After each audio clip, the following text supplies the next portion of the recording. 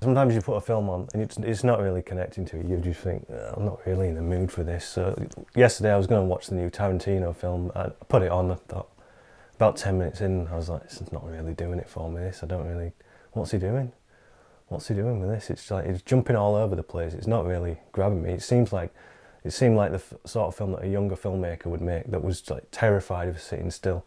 It just reminded me of when I first went to uni and I started cooking for myself, and someone said like the first thing you need to learn when you're cooking for yourself is to just leave it alone and let it cook. Don't keep coming back, prodding it and pissing about with it forever. Just let it cook. Let it cook, Quentin. So anyway, I turned that off because it wasn't really grabbing me. Maybe it will another day, I don't know. And then this happened. The Lighthouse is the second film by writer-director Robert Eggers. The first being this.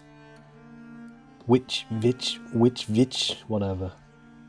First off, I wasn't a big fan of The Witch. I thought it was alright. I don't know why people were raving about it though. It just felt like, why am I not watching The Crucible or The Devils or The Shining?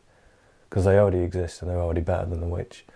And it seemed he was just stuck in, he had this fixation with cutting, when every time like Kubrick cut back to the Overlook Hotel.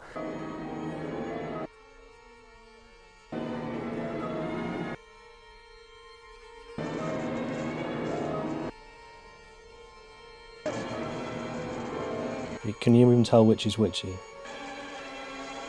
Building. No. Building, and we're done.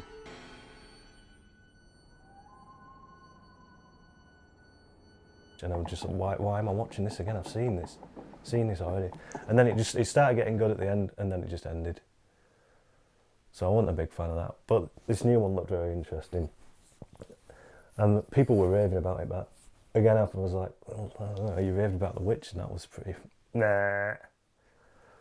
But anyway, I saw a little clip, and it seemed, the bit I saw looked quite Pinter, and the film looked interesting. Anyway, just flat out looked interesting, so I thought I'd check it out. It's not really realism, so it doesn't really fit with what we're doing, but why not? There's some tedious connection to Pinter there, who I have a hard on for, so let's do this. I just thought I'll do this.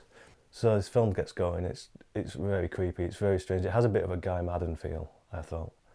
But not enough that I'd think he's ripping off Guy Maddin. Just feel like I'm in that sort of claustrophobic space that he makes. With the black and white, there's strange framing, everything seems to be looming in on them.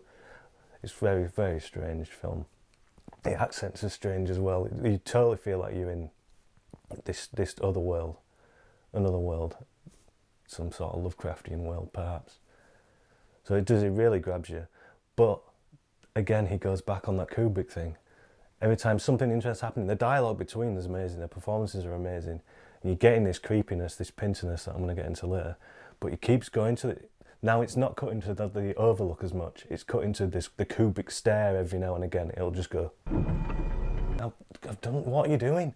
I've seen this already. I've seen you do it twice. Seen other people do it a million times. I don't know why you're wasting our time with this.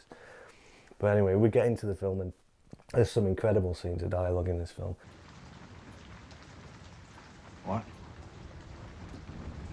It's the Pinter I was talking about. What? There's the Pinter. Neither. Wrong. Is a number 846 possible or necessary? Both. Wrong. It is necessary but not possible. That's what I mean! You don't know what's going on. You don't know what side to take. It reminded me of The Caretaker, but not in a way that I think he's ripping off Pinter. I think he's taken that and done something really interesting with it, which is what he isn't doing with the Kubrick influences. So that was really great. The performances, the monologues are amazing. And there's these strange horror elements that come in, and they're just, the horror parts of it they didn't even feel like they needed to be there. They jumped out every now and again, and I was like, oh, it's the Kubrick thing again. But then he goes back, and this strange back and forth between them. I'm like, this is fucking good. The dynamics between the characters, this shifts of power, all that Pinterest stuff. Interesting, creepy, worth a watch. Boom. Now then, if you like video, then click subscribe. If you didn't like it, well then bug off. No, don't really subscribe anyway.